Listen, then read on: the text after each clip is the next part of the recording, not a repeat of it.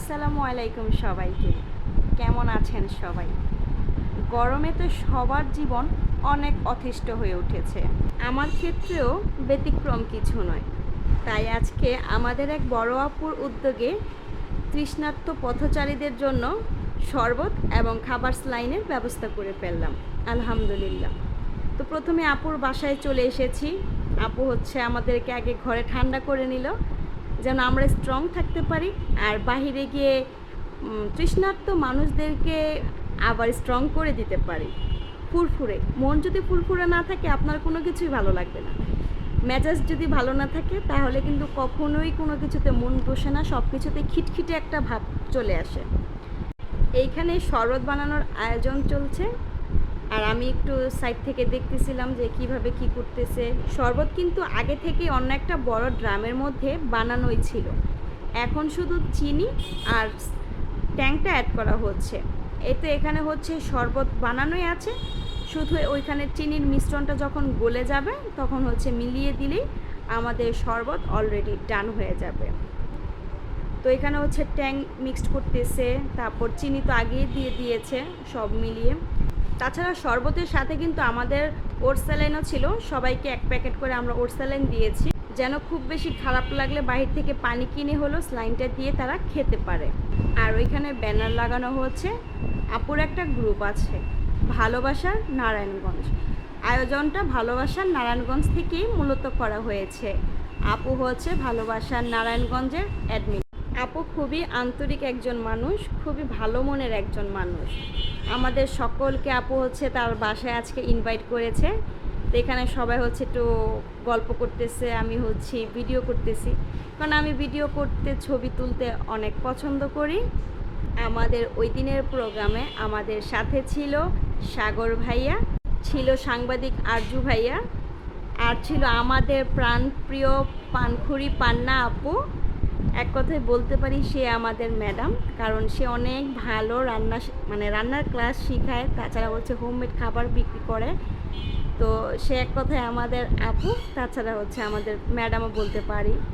ছিল আমাদের এলাকার এক আপু নুসরাত জেটিয়ার আপু, ছিল আরও অনেকেই, যদিও সবার নাম মনে নেই বা সবার সাথে তেমনভাবে আমার পরিচিতও না। তো সবাই ছিল ওই দিন, সবাই অনেক আন্তরিক ছিল। আমিও মূলত আপুর বাসায় ইনভাইটেশন পেয়ে গিয়েছিলাম। এই তো এখানে সবাই মিলে তৃষ্ণার্ত ভাই বোনদেরকে শরবত খাওয়াচ্ছে। এখানে কিন্তু যাত্রী বলেন, প্যাসেঞ্জার বলেন, সবাইকে একজন একজন করে ডেকে তারপর এখানে শরবত খাওয়ানো হচ্ছে, সাথে একটা করে স্লাইন দেওয়া হচ্ছে। শরবত বিতরণ চলছে, এটা কেমন লাগছে? ইনশাআল্লাহ ভালো লাগতেছে। আপনাদেরকে অসংখ্য ধন্যবাদ যে অসহায় যে গরমের ভিতরে মানুষদের আপনাদের এইগুলো করতেছেন, আপনাদেরকে অনেক ধন্যবাদ। ধন্যবাদ।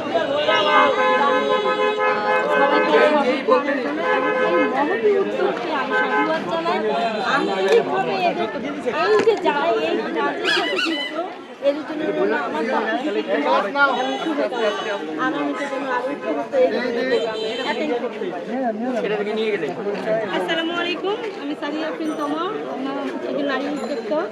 আমার কিংকন্যা ফ্যাশন হাউস নাম। আর এখানে আসছি ফারজানা আপার আমন্ত্রণে। তো যে তীব্র তাপমাত্রা রয়েছে, মানুষ আসলে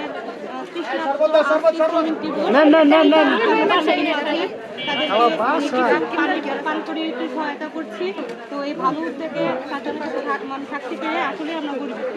ফারজানা ঘরোয়া খাবার।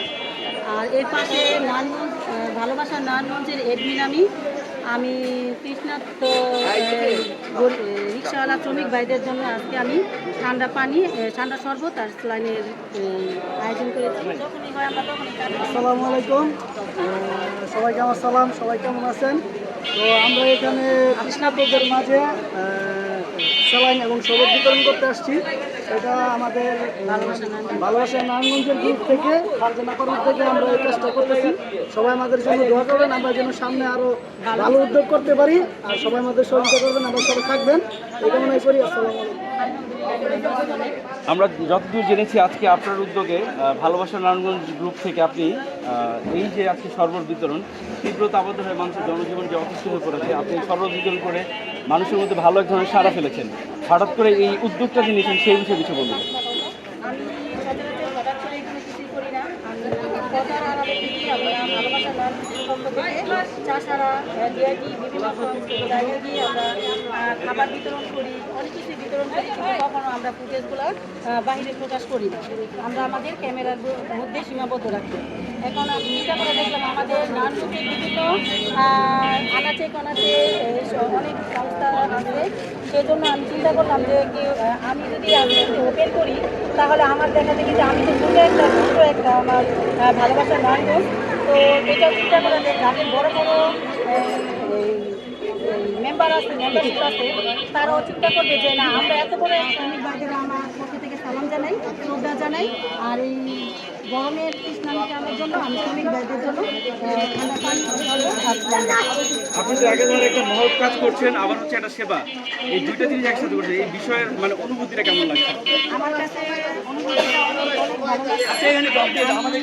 আমার জন্য দোয়া করবেন যাতে আমি কিছু করতে পারি আমার নানগঞ্জবাসীর জন্য। আর আমার অনেক ভালো লাগছে যে এগুলো করাতে। আমার দেখা দেখিতে আরও ভাই দাদারা এগিয়ে আসবে। এই যে দেখেন এখন সবাই কিন্তু আপনার আমার সাথে আপনার তাবাসি ঝুমি আপু, নুসরাত আপু, আমাদের পাঙ্কি পান্না আপা আছে, তারপরে আমিনা জামান আছে, সাদিয়া আপা আছে, মুনমুন আপু আছে, লাভলি আপা আছে, সবুজ রয়, হারুন ভাই, রিপন ভাই, মুনি আপু, বাবু ভাই, পুরাদ আছে, আমাদের মহল্লার যে ভাই ব্রাদার আছে, শামীম ভাই, আরও অনেকেই আছে আমার সাথে সহযোগিতা করেছে। তো আমি এই কারণেই বলবো যে আমি অনেক আনন্দিত যে আমার পাশে আমি সবাইকে পেয়েছি, ছোটো বড়ো সবাইকে পেয়েছি। ওকে, ধন্যবাদ আপনাকে। আর আমার একটা পেজ আছে ফারজানা ঘরোয়া খাবার, আমি সবার মাঝে খাবার পৌঁছে দিতে চাই। ওকে, ধন্যবাদ। আপনাকে অনেক ধন্যবাদ। তবে এর অংশ হতে পেরে আমি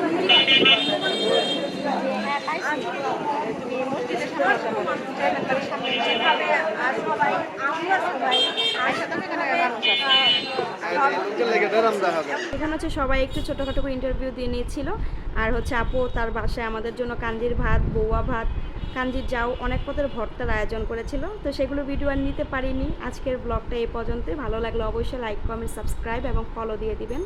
আল্লাহ হাফেজ। সবাই আমাদের জন্য দোয়া করবেন। আসসালামু আলাইকুম।